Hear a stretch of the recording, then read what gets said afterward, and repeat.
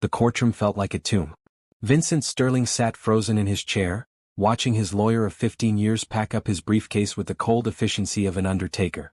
The man who had sworn to defend him through thick and thin was walking away, leaving him to face the most important trial of his life completely alone. "Mr. Hamilton, you can't be serious," Vincent whispered, his voice barely audible over the murmur of the packed courtroom. "The trial starts in 10 minutes. Thomas Hamilton didn't even look up from his briefcase. "I'm sorry, Vincent. New evidence has come to light that makes your case unwinnable. I can't risk my reputation on a lost cause." Vincent felt the walls closing in around him. The fraud charges, the conspiracy allegations, the threat of losing everything he'd built over 30 years, it was all crashing down at once. The prosecution had him painted as a corrupt businessman who had stolen millions from his own company. Without legal representation he would be destroyed. Behind him he could hear the whispers getting louder.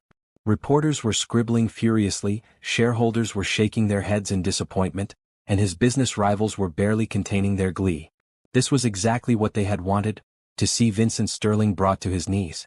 "This is a disaster," Vincent muttered, running his hands through his graying hair. His heart was racing and he felt dizzy.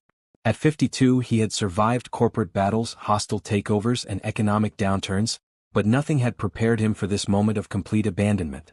That's when he felt a firm hand on his shoulder. "Mr. Sterling, breathe," came a calm, steady voice. "Everything is going to be okay." Vincent turned to see Jasmine Washington, his head of security, standing beside him. Her dark eyes were filled with determination, and her presence immediately brought him a sense of relief he hadn't expected. Jasmine had been working for his company for 3 years, and in that time she had proven herself to be one of the most capable and trustworthy people he had ever met. "Jasmine, you shouldn't be here," Vincent said, trying to pull himself together. "This is about to get very ugly." "I know exactly what this is about," Jasmine replied firmly. "And I'm not going anywhere." The bailiff called the court to order, and Judge Patricia Morrison entered the room. She was known for being tough but fair, and Vincent had hoped that would work in his favor. Now, without a lawyer, he wasn't sure what to expect. "Mr. Sterling," Judge Morrison said, looking down at him with a mixture of surprise and concern. "Where is your legal counsel?" Vincent stood slowly, his legs feeling weak beneath him. "Your Honor, my attorney has withdrawn from the case." A gasp went through the courtroom. Even Judge Morrison looked shocked. "Mr. Sterling, this is highly irregular. This trial has been scheduled for months. You cannot proceed without legal representation." "Your Honor," Jasmine said, stepping forward, "I would like to request a brief recess to discuss options with Mr. Sterling." The judge looked at Jasmine with curiosity. "And you are?" "Jasmine Washington, Mr. Sterling's security chief and legal advisor." Vincent's head snapped toward Jasmine. Legal advisor? He had no idea what she was talking about, but something in her tone told him to trust her. "Very well," Judge Morrison said. "We'll take a 30-minute recess. Mr. Sterling, I strongly advise you to secure proper legal representation before we proceed." As the courtroom emptied, Vincent grabbed Jasmine's arm. "What are you doing? You can't just claim to be my legal advisor." Jasmine looked around to make sure they were alone, then pulled out a folder from her briefcase. "Vincent, there's something I haven't told you. I have a law degree from Howard University. I passed the bar exam 7 years ago." Vincent stared at her in disbelief. "You're a lawyer? Why didn't you ever tell me?" "Because I needed the security job more than I needed to practice law," Jasmine explained. "I had to support my mother and younger brother. Security work paid better and had more stable hours. But I've been keeping up with my legal education, and I know this case better than anyone." "You've been following my case?" "Vincent, I've been worried about you for months. I could see the stress you were under and I started researching the charges against you. I know you didn't do what they're accusing you of." Vincent felt a surge of emotion he hadn't expected. In his world of corporate politics and fake friendships, Jasmine was the first person who had stood by him without any personal agenda. "But you could lose your job if this goes badly," Vincent said. "You could damage your own reputation." Jasmine looked him straight in the eye. "I'd rather lose my job fighting for the truth than keep it by watching an innocent man get destroyed." The bailiff knocked on the door, signaling that the recess was almost over. Vincent had to make a decision that would change everything. He could ask for a continuance, try to find another lawyer, and hope for the best. Or he could trust the woman who had just revealed she had been secretly looking out for him all along. "Jasmine," he said, "if you're willing to do this, I'm willing to trust you. But I need to know, Are you sure you can handle a case this complex? Jasmine smiled for the first time since the ordeal began. Vincent, I've been preparing for this moment my entire life. I became a lawyer because I believe in justice and I believe in you. Let me prove it. As they walked back into the courtroom, Vincent felt something he hadn't experienced in months: hope. The woman walking beside him wasn't just his employee anymore. She was his defender, his advocate, and possibly his salvation. The prosecution team looked confident and well prepared. They had a team of 5 attorneys, boxes of evidence, and the backing of some very powerful people who wanted to see Vincent fall. But as Vincent looked at Jasmine, he realized that sometimes the best defense isn't about having the most resources. It's about having someone who truly believes in your innocence. Are you ready? Jasmine asked as they took their seats. With you by my side, Vincent replied, I'm ready for anything. But neither of them knew that the real battle was just beginning, and the people who had orchestrated this attack on Vincent were watching from the gallery, confident that their plan was working perfectly. Your Honor, Jasmine said, standing with confidence that surprised even herself, I am Jasmine Washington, and I will be representing Mr. Sterling in this matter. Judge Morrison raised an eyebrow. Ms. Washington, are you licensed to practice law in this state? Yes, Your Honor. I am a member of the bar and in good standing. Jasmine handed her credentials to the bailiff, who passed them to the judge. Vincent watched in amazement as Jasmine transformed before his eyes. Gone was the security chief he had known for 3 years. In her place stood a composed, professional attorney who commanded respect from everyone in the room. The lead prosecutor, District Attorney Robert Kane, looked annoyed by this development. He had been expecting an easy victory against an undefended billionaire. Now he was facing an unknown quantity, and that clearly bothered him. Ms. Washington, Kane said with a condescending smile, I hope you understand the gravity of this case. We're talking about millions of dollars in alleged fraud and conspiracy. Perhaps you should advise your client to seek more experienced counsel. Jasmine turned to face Kane directly. Mr. Kane, I appreciate your concern, but I am fully prepared to defend my client against these baseless charges. Mr. Sterling is innocent and I intend to prove it. Vincent felt a surge of pride watching Jasmine stand up to the prosecution. He had always known she was smart and capable, but seeing her in action in a courtroom was something else entirely. Very well, Judge Morrison said. Ms. Washington, you may proceed with your opening statement. Jasmine walked to the center of the courtroom, her posture straight and her voice clear. Ladies and gentlemen of the jury, you are about to hear a story of betrayal, conspiracy, and corruption. But the victim in this story is not who the prosecution claims it to be. Vincent Sterling is not a criminal. He is the target of a carefully orchestrated plan designed to destroy him and steal his company. She paused, making eye contact with each juror. Over the next several days, I will show you evidence that proves Mr. Sterling is innocent of all charges. I will show you who the real criminals are and why they want you to believe their lies about my client. Vincent watched the jury's faces as Jasmine spoke. They were listening intently, and he could see that she was already connecting with them.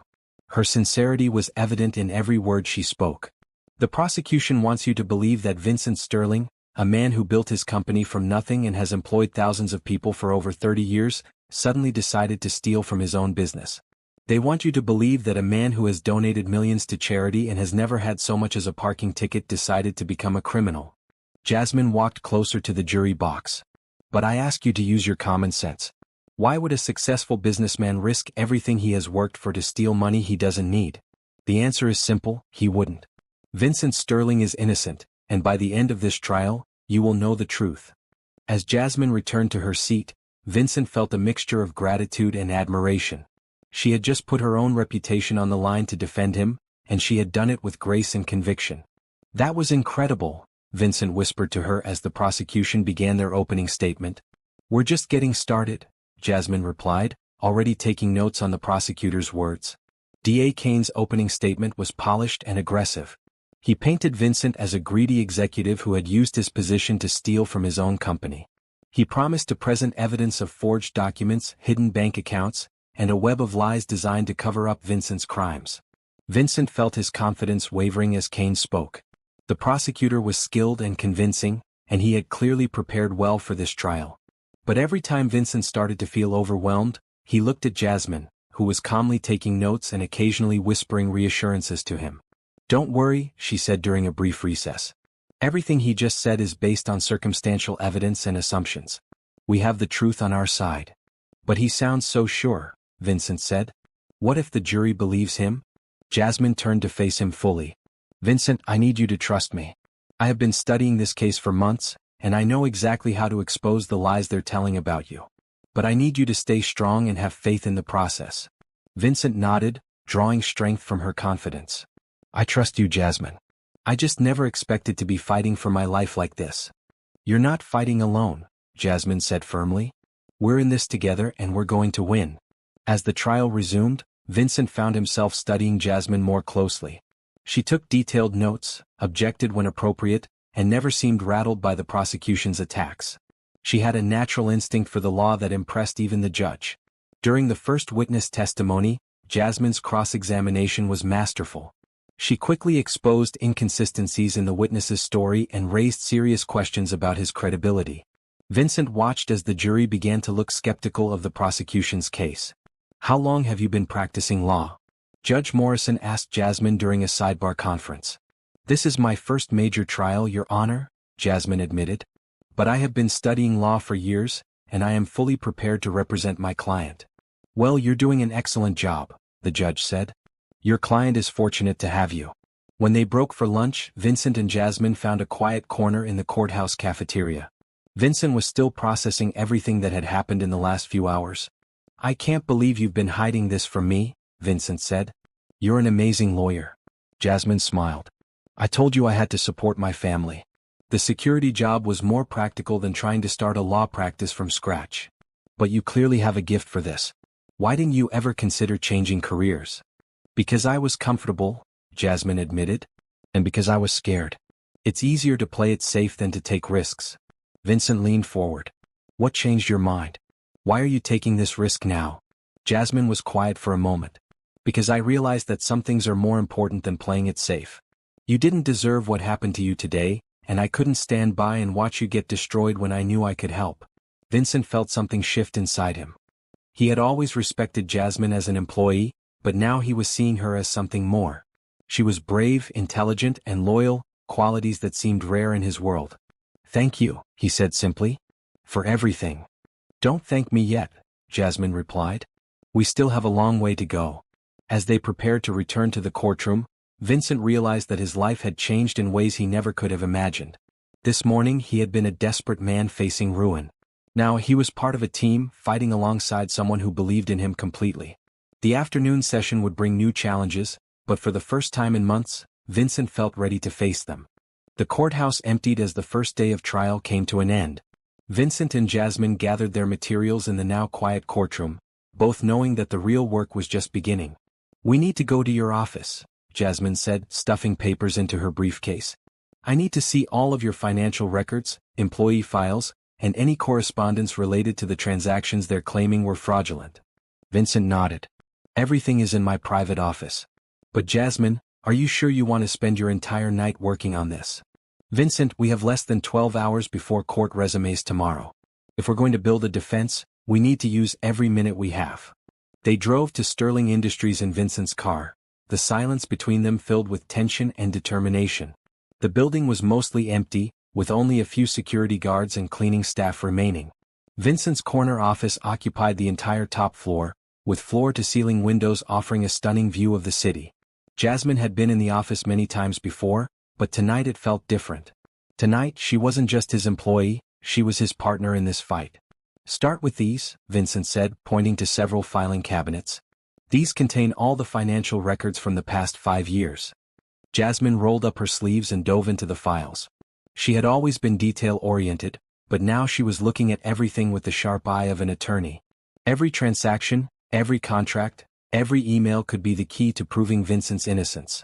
Tell me about the missing money, Jasmine said as she worked. The prosecution claims you transferred $2 million to an offshore account. What do you know about that? Vincent sat heavily in his chair. I know it wasn't me. I've never had an offshore account in my life. All of my money is in domestic banks, and I have statements to prove it. But the transfer was made from your computer, using your login credentials, Jasmine pointed out. How do you explain that? I can't, Vincent admitted. That's what's so frustrating. Someone had to have access to my computer and my passwords. Jasmine looked up from the files. Who has access to your office? The cleaning staff, security guards, and a few key employees. But I trust all of them. Vincent, one of the hardest lessons in law is that trust isn't always enough. Someone close to you has betrayed you, and we need to figure out who. They worked in comfortable silence for the next hour, with Jasmine occasionally asking questions about specific transactions or employees. Vincent found himself impressed by her thoroughness and her ability to spot patterns that he had missed. "Here's something interesting," Jasmine said, holding up a contract. This consulting agreement with Pacific Management Group was signed just 3 weeks before the alleged fraud occurred. "Did you approve this contract?" Vincent examined the document. "I remember this. PMG was supposed to help us with our expansion into the Asian market. But the project was cancelled after just 2 weeks. Cancelled why? They said we weren't ready for the expansion. But we paid them their full fee anyway, $200,000. Jasmine's eyes lit up. "Vincent, this could be important. Pacific Management Group received a payment of $200,000 for work they didn't complete. What if this is connected to the missing money?" They spent the next 2 hours researching Pacific Management Group, but the company seemed to have vanished without a trace. No website, no business registration, no employee records. "This is too convenient," Jasmine muttered. "A consulting company that appears out of nowhere, gets paid a large sum of money, and then disappears right before you're accused of fraud." Vincent was starting to see the pattern. "You think PMG is connected to whoever set me up?" "I think PMG might be the key to everything," Jasmine replied. "But we need more evidence." As the night wore on, they continued their investigation. Vincent ordered dinner from a nearby restaurant, and they ate while reviewing documents.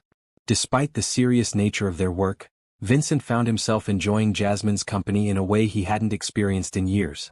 "Can I ask you something personal?" Vincent said as they took a break around midnight. "Of course. You mentioned supporting your family. Tell me about them." Jasmine's expression softened.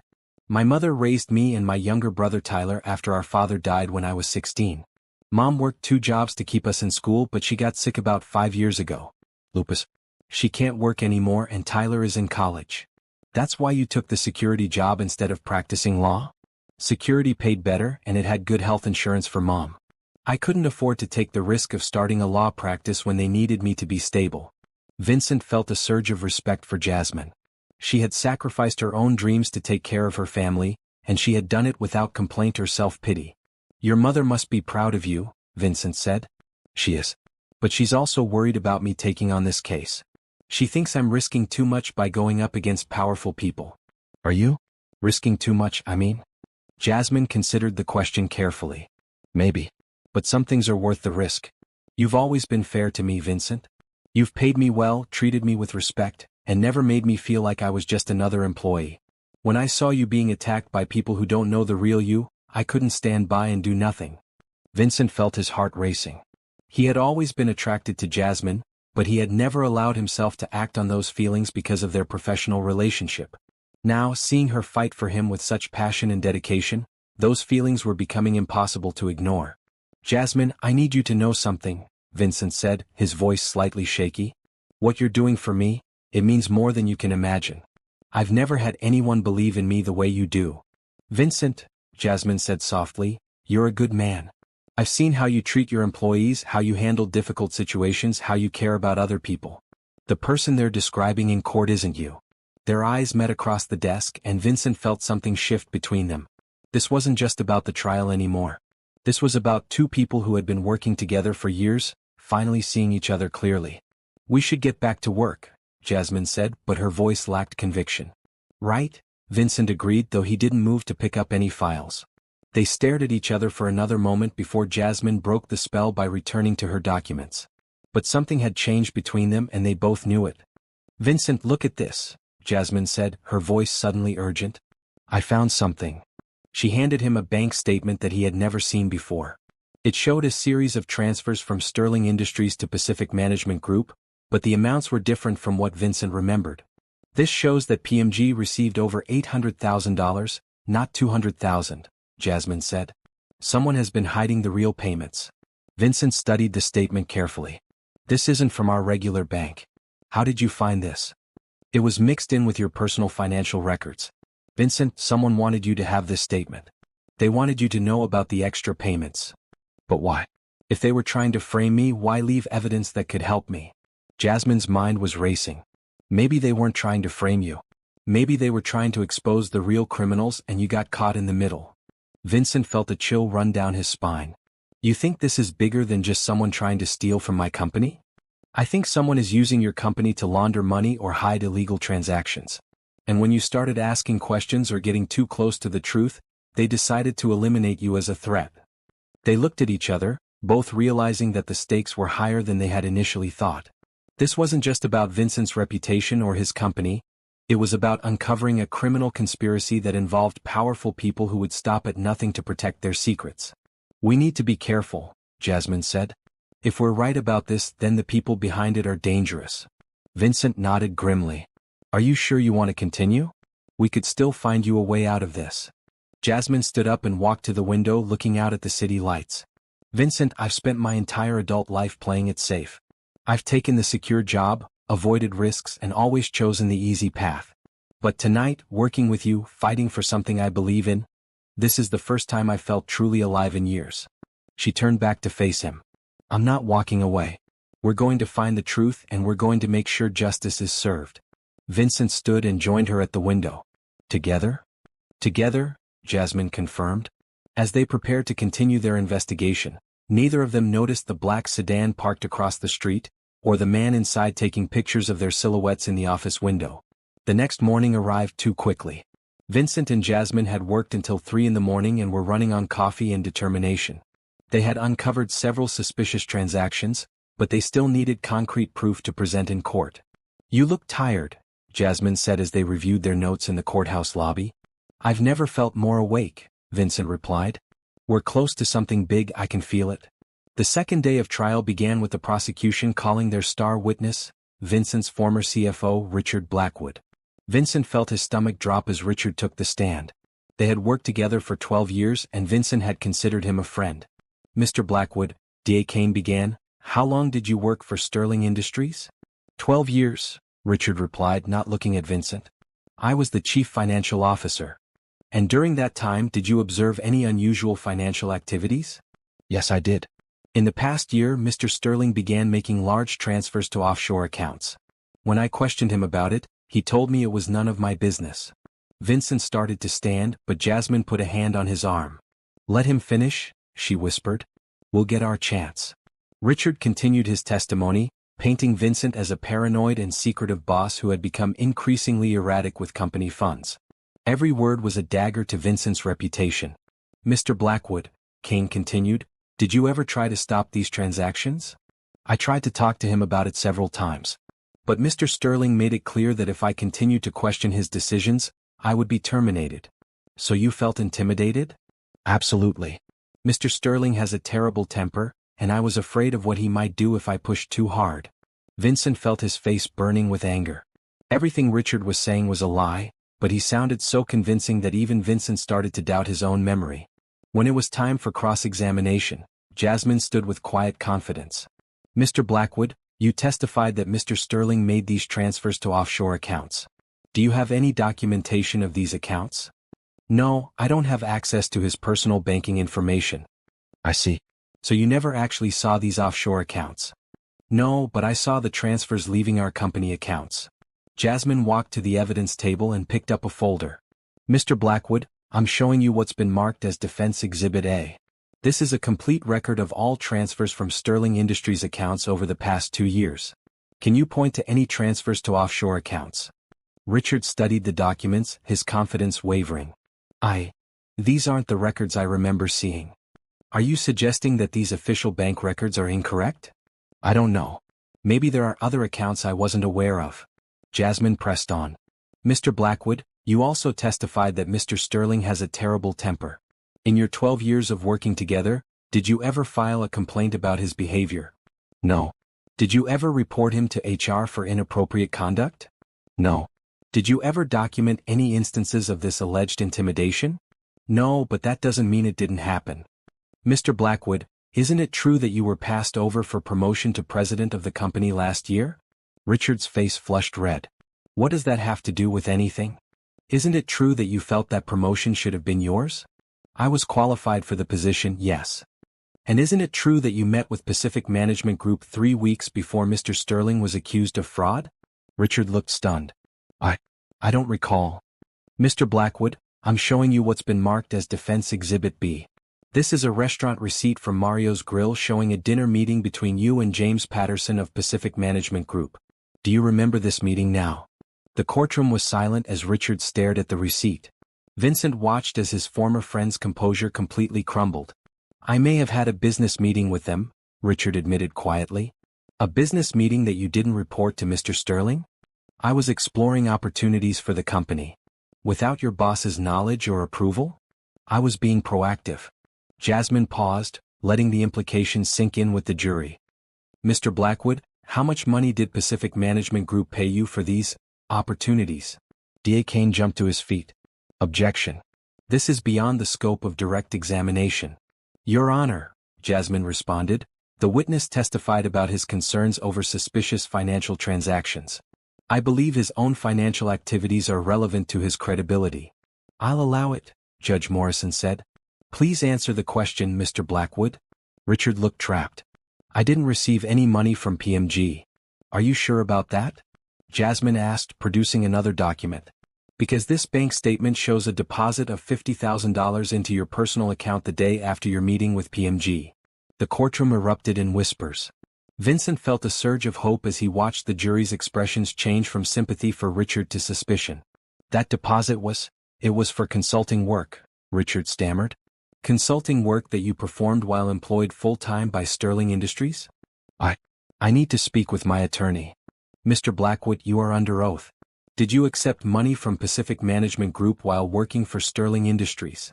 Richard looked around the courtroom desperately, as if searching for an escape route. Finally he slumped in his chair. Yes, I received payment from PMG. And what did you do to earn this payment? I provided them with information about Sterling Industries' financial systems. Vincent felt like he had been punched in the stomach. His trusted CFO had been selling information about his company to strangers. What kind of information? Jasmine continued. Account numbers, computer passwords, financial procedures. They said they were conducting a security audit. Mr. Blackwood, did you verify that Pacific Management Group was legitimate? I assumed they were. Did you check their business registration?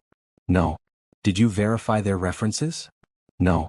Did you tell Mr. Sterling about your arrangement with PMG? No. Jasmine walked closer to the witness stand. Mr. Blackwood, isn't it true that you gave PMG everything they needed to access Sterling Industries' accounts and make it look like Mr. Sterling was stealing from his own company? I didn't know that's what they were planning. Richard protested. They told me it was a security audit. But you took their money anyway. Yes. And you kept their secret. Yes. And when Mr. Sterling was accused of fraud, you chose to testify against him rather than tell the truth about your arrangement with PMG. Richard was crying now. I was scared. They told me if I said anything, they would destroy me. Who told you that, Mr. Blackwood? The people from PMG. They said if I kept quiet and testified against Vincent, they would make sure I was protected. The courtroom was in chaos. Judge Morrison had to use her gavel to restore order. Vincent stared at Richard in shock and betrayal, while Jasmine calmly returned to her seat. No further questions, she said. D.A. Kane looked stunned. His star witness had just admitted to being part of a conspiracy against Vincent. The prosecution's case was falling apart and everyone in the courtroom knew it. During the recess, Vincent grabbed Jasmine's arm. How did you know about the meeting with PMG? I've been investigating PMG all week, Jasmine replied. I found records of all their meetings and payments. Richard was just the beginning. There are others? Vincent, PMG has been targeting businesses all over the city. They identify companies with weak financial oversight, plant someone inside to gather information, and then use that information to steal money while framing the owner. Vincent felt sick. How many companies? At least 6 that I've found so far. You're not their first victim, but if we can prove this conspiracy, you might be their last. Vincent looked at Jasmine with new admiration. She hadn't just defended him, she had uncovered an entire criminal network. Why didn't you tell me about this before? Because I needed to be sure. And I needed Richard to admit his involvement before I could prove the bigger picture. Vincent realized that Jasmine had been playing a much deeper game than he had understood. She wasn't just defending him against the current charges, She was building a case that would expose the real criminals and clear his name completely. What happens now? Vincent asked. Now we go after the people who really did this, Jasmine replied.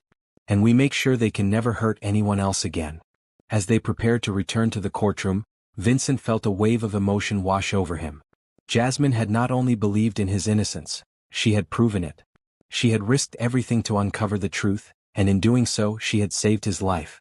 Jasmine, he said softly, I don't know how to thank you. You don't need to thank me, she replied. You just need to trust me to finish this. Vincent nodded, knowing that his trust in Jasmine was absolute. She had already proven that she was capable of miracles. That evening Vincent and Jasmine returned to his office with a new sense of purpose. Richard's testimony had cracked the case wide open, but they still needed to identify the masterminds behind Pacific Management Group. We need to find out who James Patterson really is, Jasmine said, spreading documents across Vincent's conference table. Richard gave us his name, but I suspect that's not his real identity. Vincent poured 2 cups of coffee and joined her at the table. Where do we start? With this, Jasmine said, holding up the restaurant receipt from Richard's meeting with Patterson. Mario's Grill has security cameras. If we can get footage from that night, we might be able to identify Patterson and anyone else he was working with. The restaurant owner is a friend of mine, Vincent said. Tony Marcelli. He'll help us if I ask. While Vincent called Tony, Jasmine continued reviewing the financial records. She had created a timeline of all the suspicious transactions, and a clear pattern was emerging. Vincent, look at this, she said when he finished his call. PMG didn't just target your company randomly.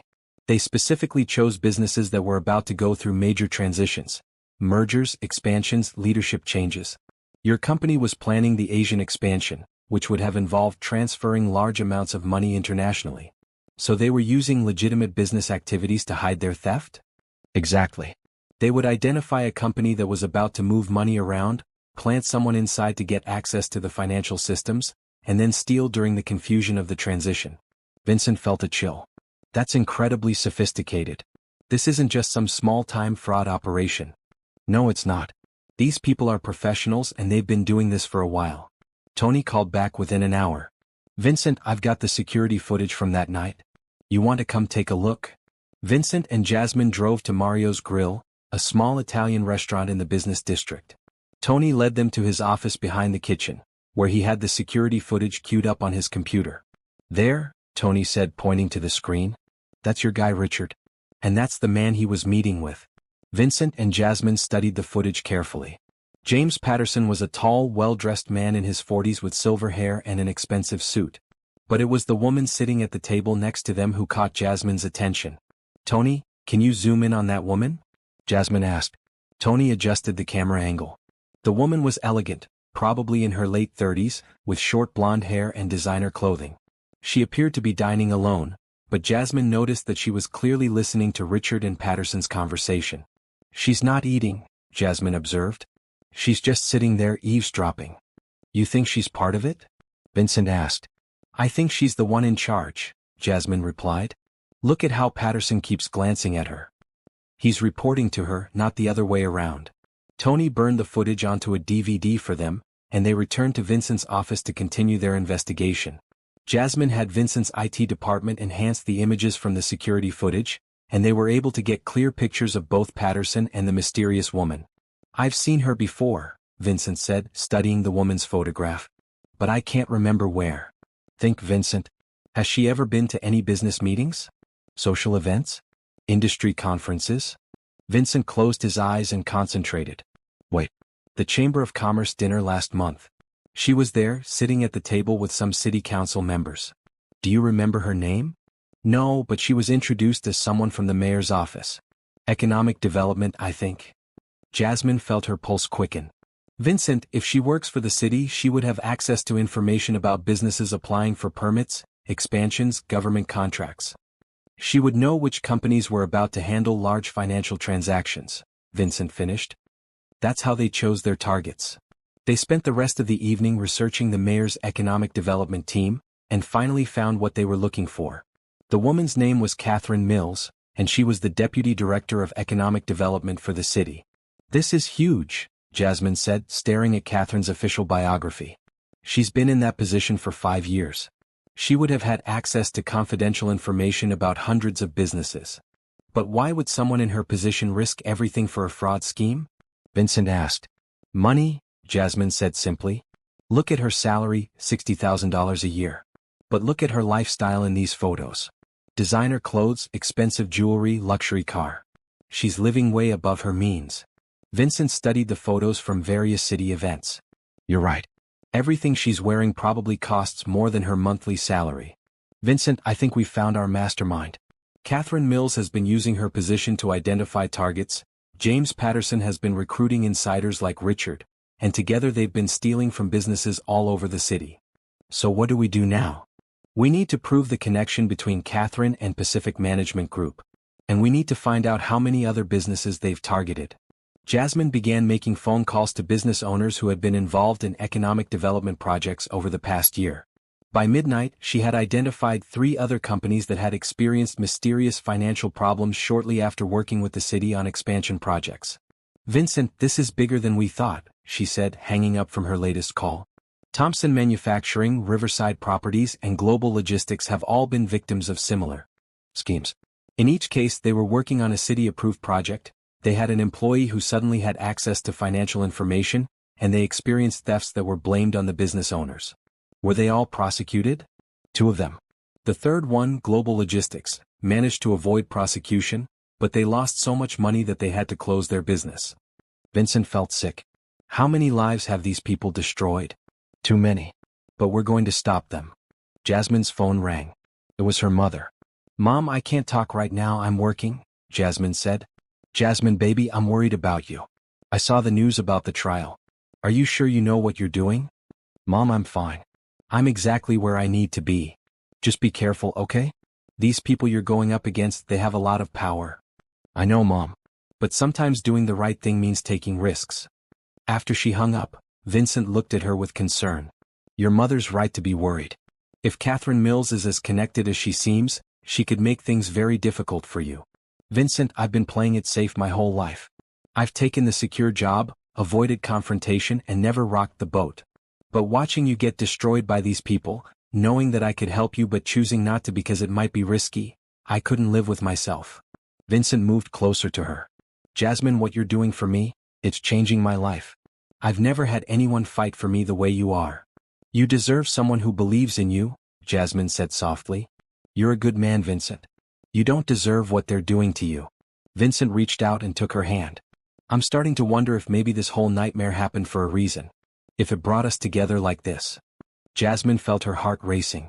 She had been trying to keep her feelings professional, but the late nights, the shared mission, and Vincent's obvious gratitude were making that impossible. Vincent, we should focus on the case, she said, but she didn't pull her hand away. I know. You're right. But I need you to know that whatever happens with the trial, you've already saved me in ways that have nothing to do with the law. They looked at each other for a long moment, both feeling the shift in their relationship.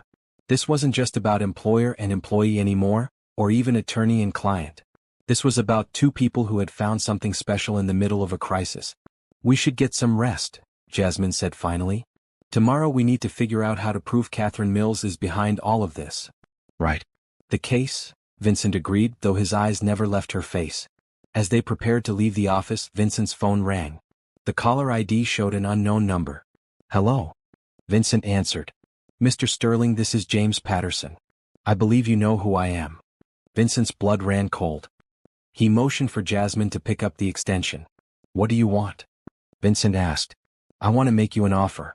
Drop the investigation into Pacific Management Group, fire your lawyer, and plead guilty to a reduced charge.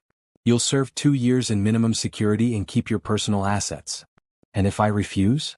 Then things will get very unpleasant for you and for Ms. Washington.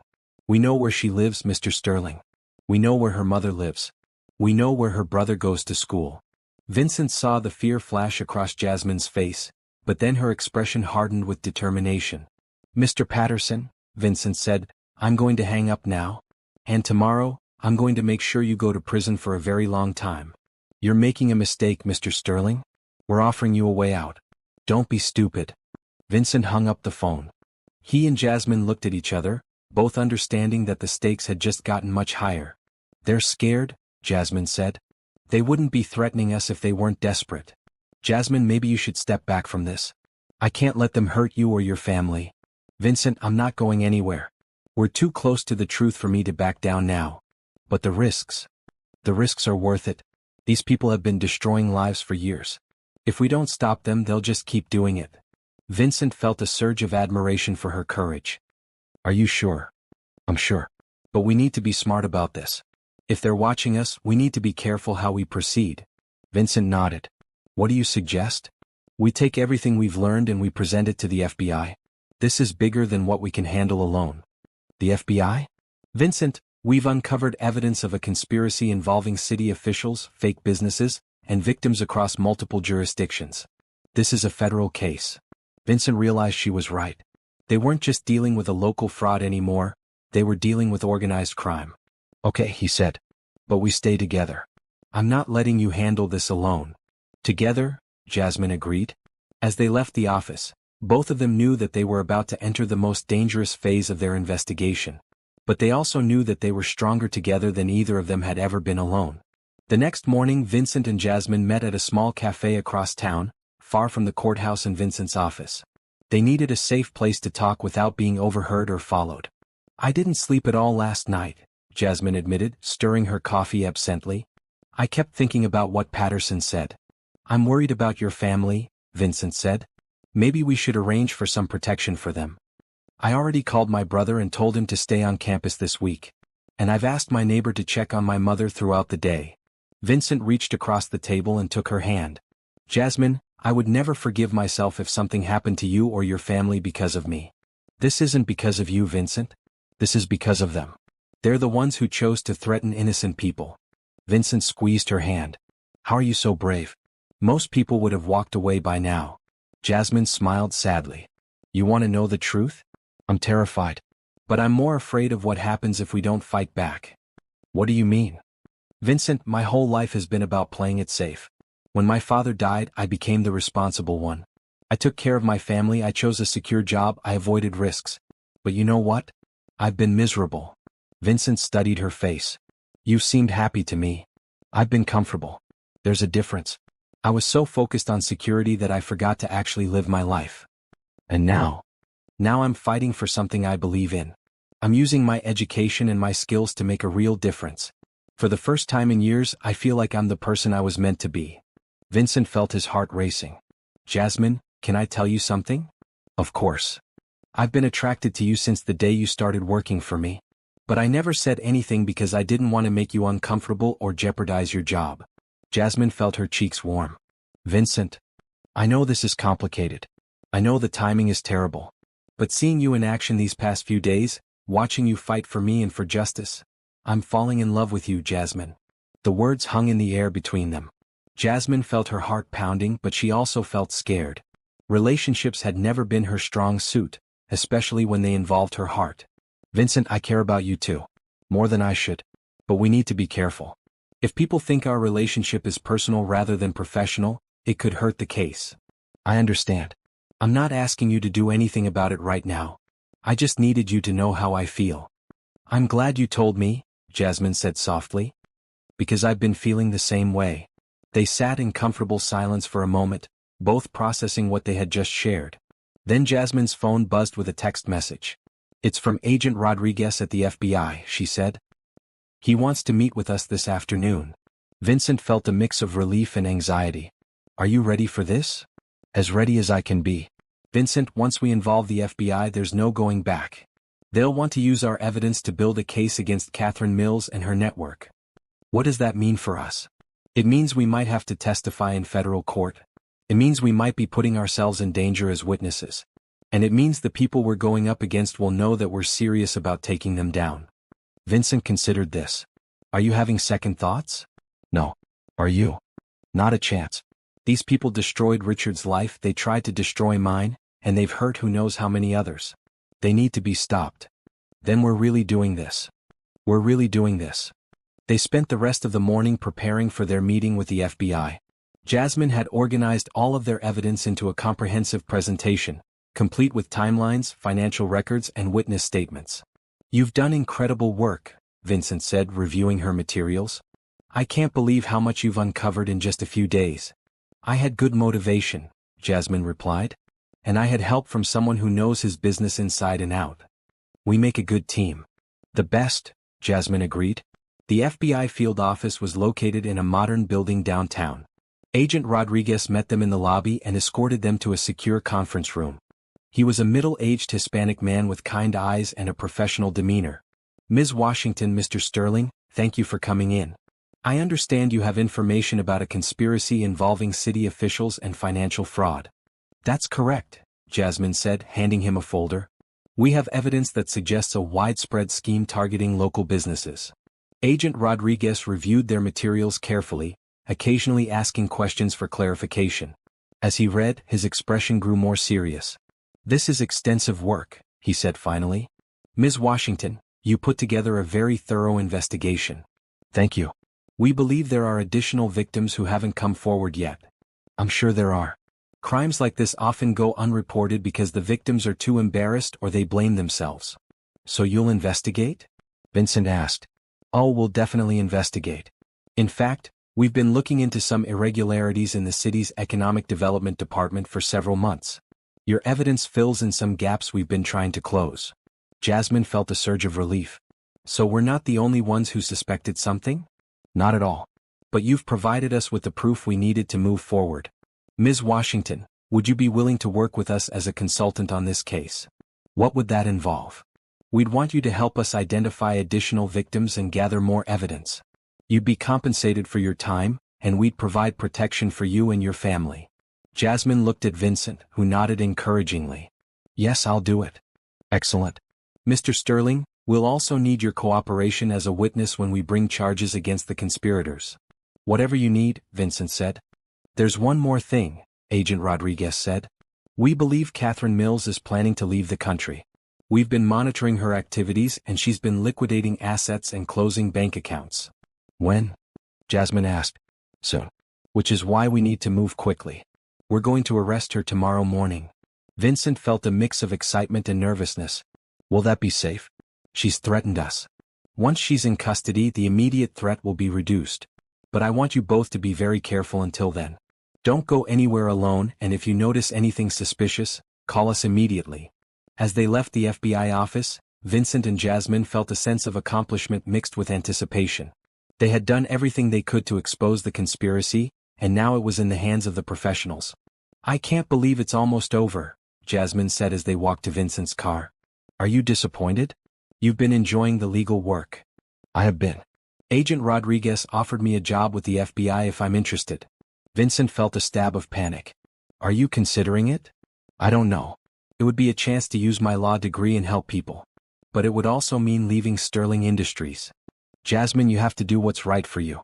I can't ask you to stay just because I want you to. Vincent, what happens to us when this is all over? Do we go back to being boss and employee?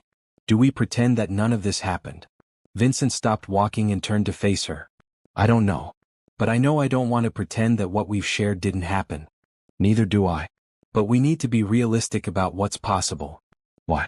Why do we need to be realistic? We're both adults, we care about each other, and we work well together. What's not possible about that? Jasmine smiled. You make it sound so simple. Maybe it is simple. Maybe we've been making it more complicated than it needs to be. Vincent, I've never been in a serious relationship. I've always been too focused on taking care of everyone else to think about what I wanted for myself.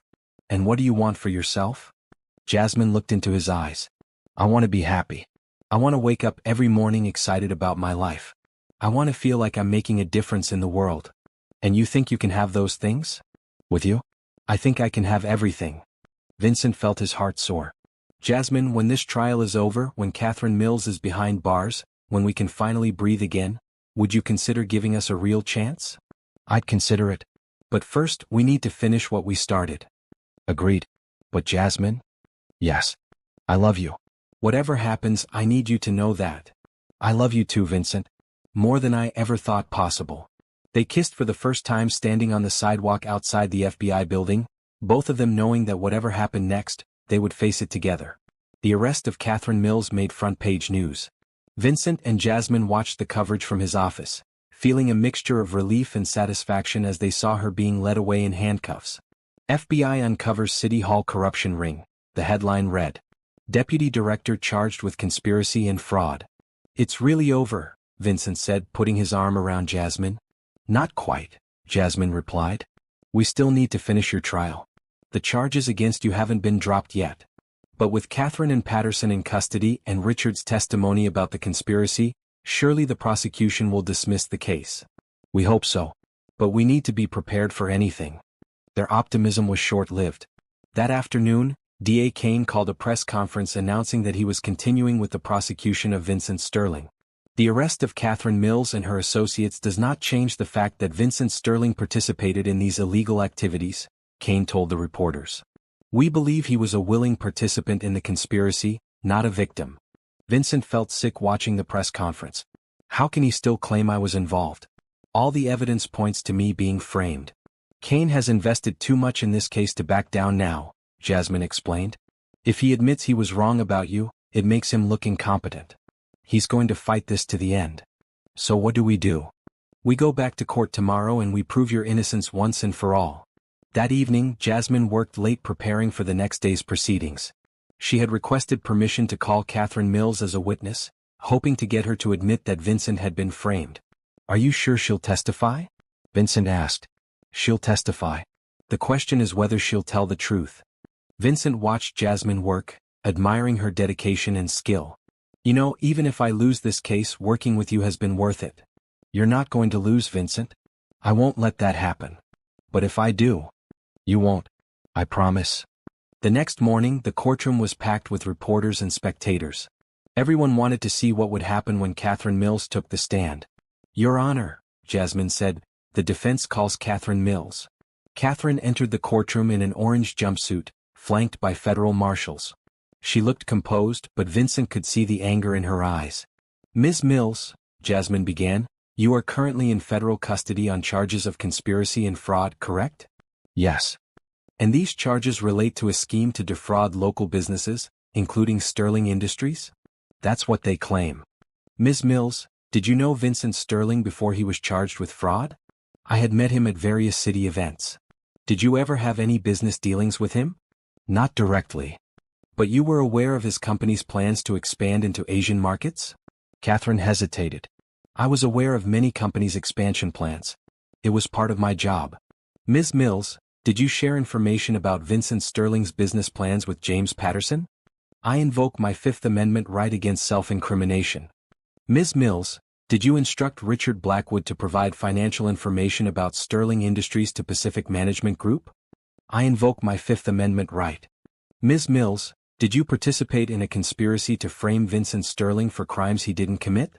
I invoke my Fifth Amendment right. Jasmine had expected this response, but she had one more question to ask. Ms. Mills, Vincent Sterling is sitting right there. Look at him.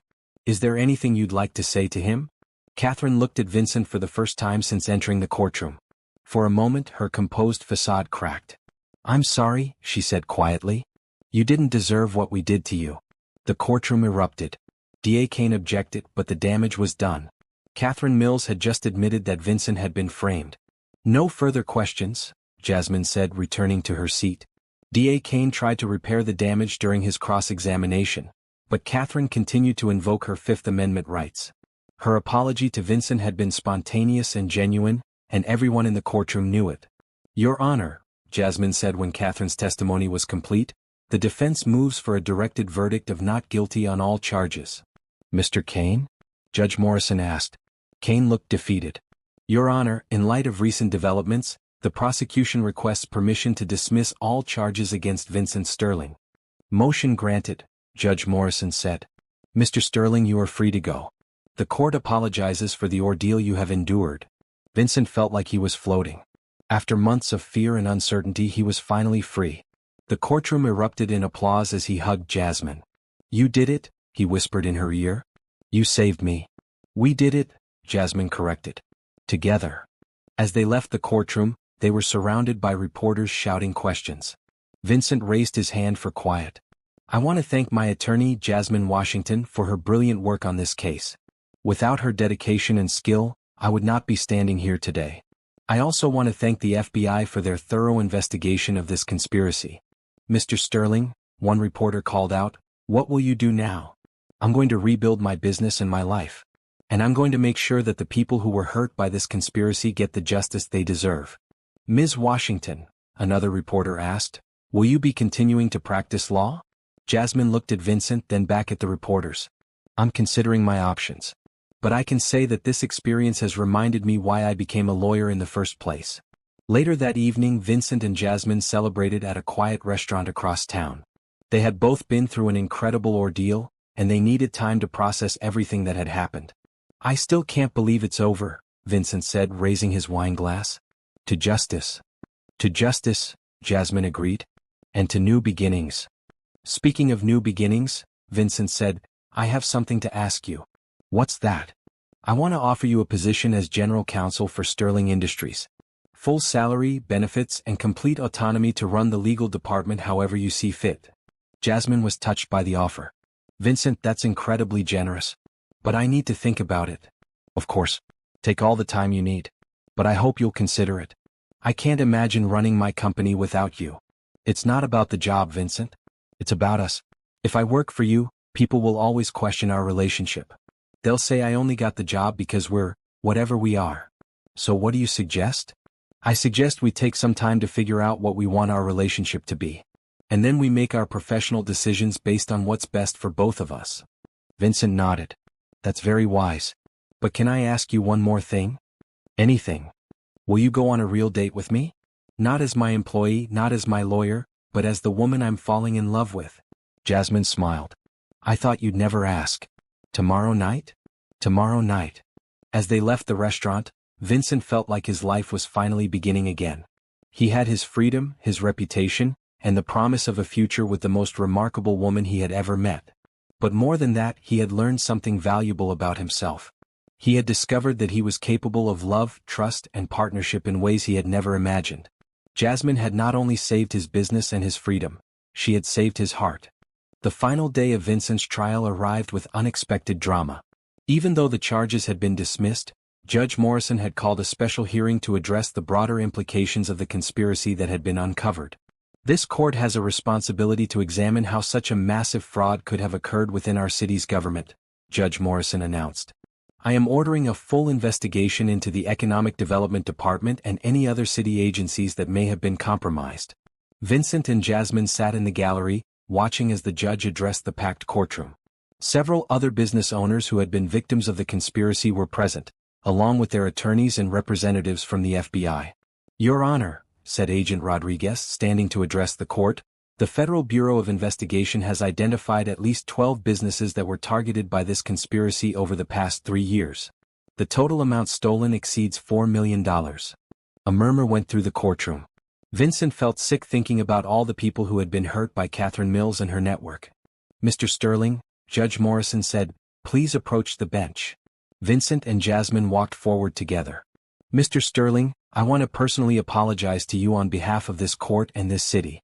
You have been the victim of a terrible injustice, and I am sorry for the ordeal you have endured. Thank you, Your Honor. I appreciate that. I also want to commend Ms. Washington for her exceptional work on this case. Her investigation and legal representation have been exemplary. Thank you, Your Honor, Jasmine replied. I was just doing my job. You did far more than your job, Ms. Washington. You uncovered a conspiracy that might have continued for years if not for your diligence. As they returned to their seats, Vincent felt a sense of closure he hadn't expected. The formal acknowledgement of his innocence and Jasmine's work meant everything to him. Ladies and gentlemen, Judge Morrison continued, this case serves as a reminder that our justice system depends on the courage of individuals who are willing to stand up for what's right. Ms. Washington could have chosen to play it safe, but instead she risked her career to defend an innocent man. That is the kind of courage we need more of in our society. The hearing concluded with the judge ordering full restitution for all victims of the conspiracy and mandating new oversight procedures for city government contracts. As they left the courthouse, Vincent and Jasmine were approached by several of the other business owners who had been victims. Mr. Sterling, Ms. Washington, thank you for what you did, said Maria Santos, owner of Santos Construction. If you hadn't fought back, we never would have known what really happened to us. We're all planning to file civil lawsuits against the city, added Tom Richardson from Richardson Electronics. Would you be willing to join us? Vincent looked at Jasmine, who nodded. Yes, we'll join you. These people need to be held accountable for what they did. Ms. Washington, Maria said, would you be willing to represent us in the civil case? Jasmine was touched by the offer. I'm honored that you would ask, but I need to think about my future plans. Of course. But please consider it. We need someone who understands this case and who we can trust. As they walked to Vincent's car, Jasmine was quiet and thoughtful. You're considering it, aren't you? Vincent asked. The civil case?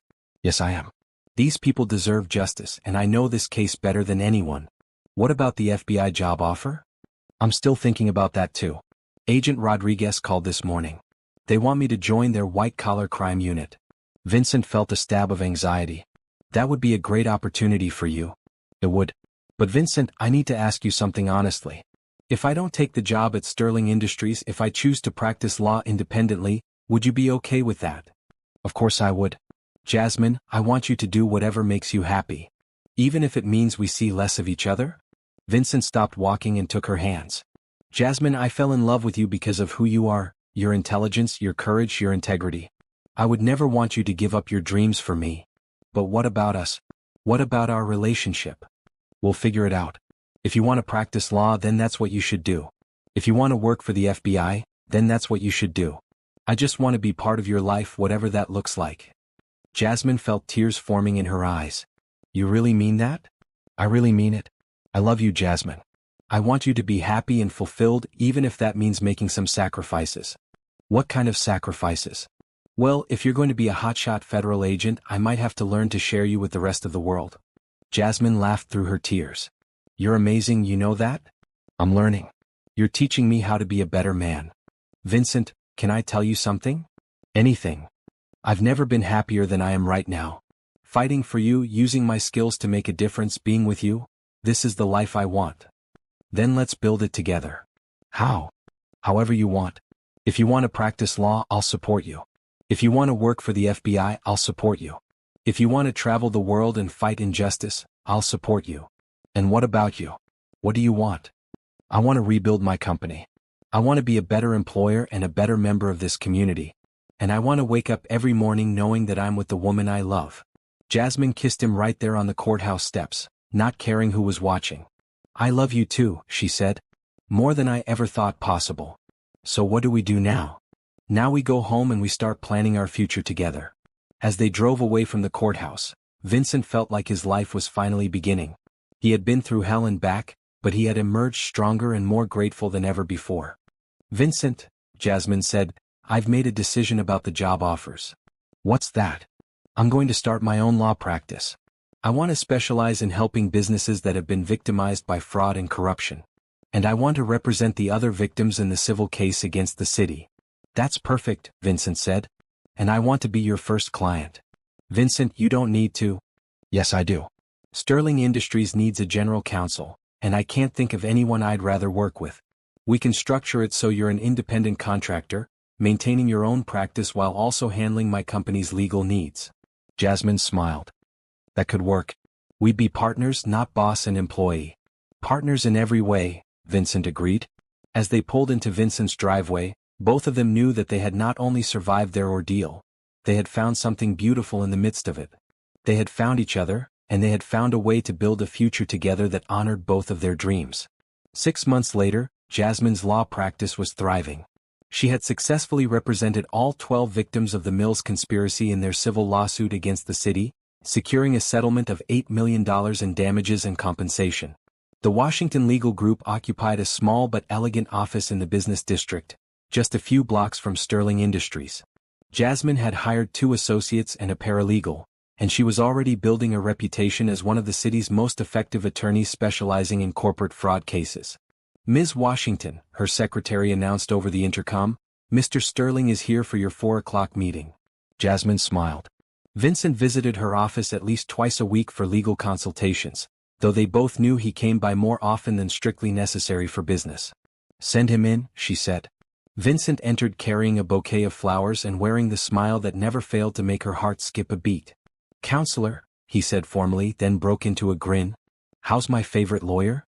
Your only lawyer, Jasmine corrected, accepting the flowers. And I'm good. Busy but good.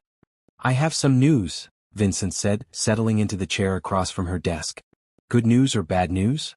Great news. Sterling Industries just landed the contract to develop the new convention center.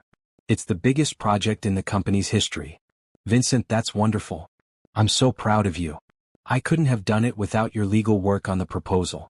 Having you as our general counsel has been the best decision I've ever made. Business decision, Jasmine corrected with a smile. Second best decision, Vincent amended. The best decision was falling in love with you. Jasmine felt the familiar warmth that Vincent's words always brought her. Their relationship had deepened and strengthened over the past 6 months, built on a foundation of mutual respect, shared values, and genuine love. Actually, I have some news too, Jasmine said. I got a call from the State Bar Association this morning. They want to give me the Outstanding Young Attorney Award for my work on the Mills case. Jasmine, that's incredible. You deserve that recognition and so much more. It feels surreal. A year ago, I was working security and hiding my law degree. Now I'm being recognized by the State Bar. You were never hiding, Jasmine. You were just waiting for the right moment to shine. A knock on the door interrupted them. Ms. Washington, her secretary called, there are some people here to see you. They say it's about a potential case. Send them in, Jasmine said. A middle-aged couple entered the office, looking nervous and hopeful. The woman was clutching a folder of documents, and the man kept wringing his hands. Ms. Washington, I'm Carol Jenkins and this is my husband Robert. We own Jenkins Manufacturing. We've heard about your work with the other businesses that were defrauded, and we think something similar happened to us. Jasmine gestured for them to sit down. Tell me what happened. We were working with the city on a project to expand our factory, Robert said. Everything seemed legitimate, but then money started disappearing from our accounts. When we tried to investigate, we were accused of embezzling from our own company. When did this happen? Jasmine asked. 2 years ago, Carol replied. Before the Mills case came to light. We lost our business and nearly lost our house trying to pay for legal fees. Jasmine exchanged a look with Vincent. It sounded like Mills had been operating her scheme longer than they had realized. Do you have documentation of the transactions? Jasmine asked. Carol handed her the folder. Everything's in there. We never gave up hope that someday we'd find someone who could help us. Jasmine reviewed the documents quickly. The pattern was unmistakably similar to the other Mills cases. Mr. and Mrs. Jenkins, I think you were indeed victims of the same conspiracy we exposed. I'd be honored to help you seek justice. The relief on their faces was immediate and profound. Thank you, Carol said, tears in her eyes. We've been fighting this alone for so long. You're not alone anymore, Jasmine assured them. After the Jenkins left, Vincent looked at Jasmine with admiration. You're going to help them get their lives back. I'm going to try. They deserve justice just like everyone else. You know what I love most about you? Vincent said. What's that? You never stopped believing in justice even when it would have been easier to give up. You could have stayed in security, played it safe, and never risked anything. But you chose to fight for what's right. I chose to fight for you, Jasmine corrected. Everything else just followed from that. And I chose to trust you even when I had no reason to hope. Best decision I ever made. Jasmine walked around her desk and sat on the edge, facing Vincent. You know what I realized today? What? A year ago, I thought my life was about security and stability. I thought taking care of my family meant never taking risks. And now? Now I know that real security comes from doing what you love with people you trust. My family is more secure now than they ever were when I was just playing it safe. Your mother seems happy with the changes. She is. She says she hasn't seen me this confident and joyful since I was in college. And Tyler is thriving at law school, knowing that he doesn't have to worry about money anymore. Vincent stood and moved closer to her. Speaking of your family, I have something I want to ask you. What's that? Vincent reached into his jacket pocket and pulled out a small velvet box. Jasmine's heart stopped. Jasmine Washington, you saved my life in every way that matters. You believed in me when no one else would, you fought for me when I couldn't fight for myself, and you showed me what real love looks like. He dropped to one knee in front of her. Will you marry me? Jasmine felt tears streaming down her face. Vincent. I know we said we'd take our time figuring out our relationship, but I don't need any more time. I know you're the woman I want to spend the rest of my life with. Vincent, yes. Yes, I'll marry you. He slipped the ring onto her finger, then stood and kissed her deeply. I love you, counselor. I love you too. Partners? Partners in everything. As they held each other in her office, surrounded by the evidence of the life they had built together, Both Vincent and Jasmine knew that they had found something rare and precious. They had found a love that was built on respect, trust, and shared values. They had found a partnership that made them both stronger and better than they could ever be alone. The Mills conspiracy had been meant to destroy Vincent's life, but instead it had led him to the woman who would become his wife and partner in all things. Sometimes, Jasmine reflected, the worst things that happen to us can lead to the best things in our lives. 1 year later, Vincent and Jasmine stood at the altar of the historic Riverside Chapel, surrounded by their family and friends. The autumn sunlight streamed through the stained glass windows, casting colorful patterns on the walls. Do you, Vincent Sterling, take Jasmine Washington to be your lawfully wedded wife, to have and to hold, in sickness and in health, for richer or poorer, for better or worse, for as long as you both shall live? Asked the minister. I do, Vincent said, his voice strong and clear. I absolutely do. And do you, Jasmine Washington, take Vincent Sterling to be your lawfully wedded husband, to have and to hold, in sickness and in health, for richer or poorer, for better or worse, for as long as you both shall live? I do, Jasmine replied, smiling through happy tears. By the power vested in me, I now pronounce you husband and wife. You may kiss the bride. Vincent and Jasmine kissed as their friends and family erupted in applause. In the front row, Jasmine's mother wiped away tears of joy, while her brother Tyler whistled loudly. At the reception that evening, Vincent stood to address their guests. Friends and family, thank you for being here to celebrate with us. 2 years ago, I thought my life was over. I was facing charges that could have destroyed everything I had worked for. But in my darkest hour, Jasmine stepped forward and saved me. He looked at his new wife, who was radiant in her wedding dress. She didn't just save my reputation or my business, she saved my heart. She showed me what it means to have someone believe in you completely, to have someone fight for you when you can't fight for yourself. Jasmine taught me that love isn't just about the good times. It's about standing together when things get difficult. It's about choosing each other every day, not because it's easy but because it's right. He raised his glass. To my wife, my partner, my best friend, and the love of my life. Thank you for seeing the best in me even when I couldn't see it myself. The guests raised their glasses as Jasmine stood to respond. 2 years ago, I was living a safe, predictable life. I had a steady job, a regular routine, and no surprises. I thought that was what security looked like.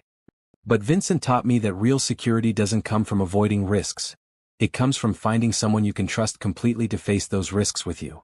When I decided to defend Vincent, I thought I was just doing what was right. I had no idea I was about to find the love of my life. I had no idea that choosing courage over comfort would lead me to everything I had ever dreamed of. She looked around the room at their friends and family. We've all learned over the past 2 years that life can change in an instant. One day you think you know what your future looks like, and the next day everything is different. But what I've also learned is that the most beautiful changes often come from the most unexpected places. Vincent and I didn't plan to fall in love during a legal crisis. But we did, and it's been the greatest adventure of our lives. She raised her glass. To love that comes from unexpected places, to partnerships that make us stronger, and to the courage to choose each other every day. As the evening continued, Vincent and Jasmine danced their first dance as husband and wife to At Last by Etta James. They moved together effortlessly, having found their rhythm through all the challenges they had faced together. So, Mrs. Sterling, Vincent said as they swayed to the music, any regrets about giving up your single life? Just one, Jasmine replied with a mischievous smile. What's that? I regret waiting so long to find you. Well, we found each other when we were meant to, Vincent said. Everything that happened before was just preparing us for this. Speaking of what's next, Jasmine said, I have some news. Good news? The best news. The Jenkins case goes to trial next month, and 3 other businesses have contacted me about similar situations. It looks like the Mills conspiracy was even bigger than we thought. That's incredible, Jasmine. You're going to help so many people get their lives back. We're going to help them, Jasmine corrected. Sterling Industries has agreed to provide financial support for victims who can't afford legal representation. Of course we have. We're partners, remember? In everything, Jasmine agreed. As the song ended, they were joined on the dance floor by their family and friends. Vincent's business associates mingled with Jasmine's family, FBI agents danced with city council members, and everyone celebrated the love story that had emerged from such unlikely circumstances. Later that evening, as the reception was winding down, Agent Rodriguez approached them. Mr. and Mrs. Sterling, congratulations on a beautiful wedding. Thank you, Agent Rodriguez, Jasmine replied. Thank you for everything you did to help us. I should be thanking you. The Mills case has led to corruption investigations in 3 other cities. Your work has had a much bigger impact than you know.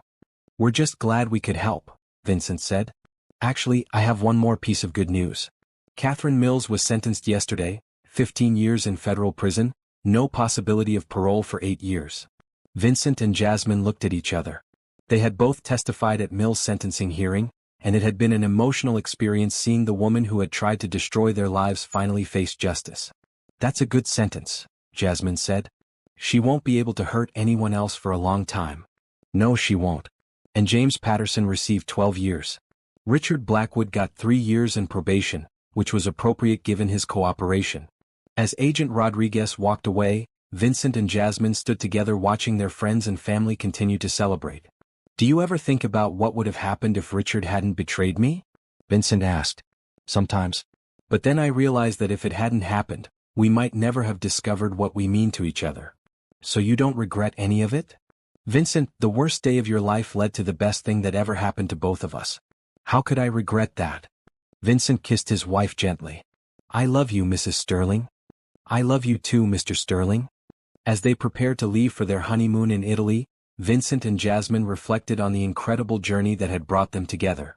They had started as employer and employee, become partners in a fight for justice, and emerged as husband and wife. Their love story had been born from crisis, tested by danger and strengthened by adversity. They had learned that the most powerful force in the world isn't money or power or influence. It's 2 people who choose to believe in each other completely. Ready for our next adventure? Vincent asked as they got into the car that would take them to the airport. With you? Jasmine replied, I'm ready for anything. And as they drove away into their new life together, both Vincent and Jasmine knew that whatever challenges they might face, they would face them together. They had learned that love isn't just about the easy moments, it's about choosing each other when things get difficult, believing in each other when the world seems against you, and building a life together that honors both of your dreams.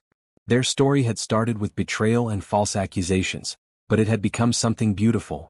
A testament to the power of truth, justice, and love to overcome even the darkest circumstances. They had found in each other not just romantic love, but a true partnership that made them both stronger, braver, and more capable of making a difference in the world. The Mills conspiracy had been meant to destroy Vincent Sterling, but instead it had led him to Jasmine Washington, the woman who would become his wife, his partner, and his greatest blessing.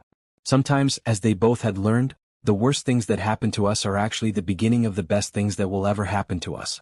Dear viewers, thank you so much for joining Vincent and Jasmine on their incredible journey from crisis to love. This story is about more than romance. It's about the courage to stand up for what's right, the power of believing in someone completely, and the beautiful ways that love can emerge from the most unexpected circumstances. I'd love to hear your thoughts. What moment in the story resonated most with you? Have you ever had to choose between playing it safe and doing what's right? Do you believe that our greatest challenges can sometimes lead to our greatest blessings? Which character's journey touched your heart more, Vincent's fight to clear his name, or Jasmine's courage to risk everything for justice? What do you think makes a true partnership in both love and life? Please share your thoughts in the comments below. Your insights and reactions mean the world to me, and I love hearing how these characters' stories connect with your own experiences and beliefs about love, justice, and the courage to fight for what matters most.